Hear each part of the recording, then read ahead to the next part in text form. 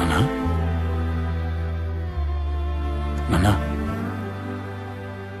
నానా అయిపోయింది నాన్న. నువ్వు చెప్పిన పని అయిపోయింది. కృష్ణమూర్తిని రోడ్డుని లాగేశాను నాన్న. జీరో అయిపోయాడు.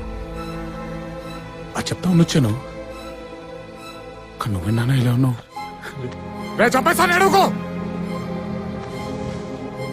ఆయన చనిపోలేదు, బతికే ఉంటానన్నారు. ఎవడైనా ఏడుస్తా చంపేస్తాను. కళ్ళు చూసుకో నానా. నాన్న వినిపిస్తుందా? నాన్న వినిపిస్తుందా?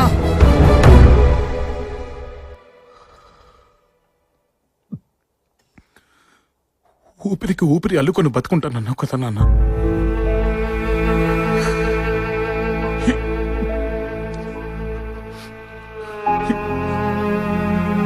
20 సంవత్సరాలు దీనికోసమే బతుకున్నావు కదా నాన్న.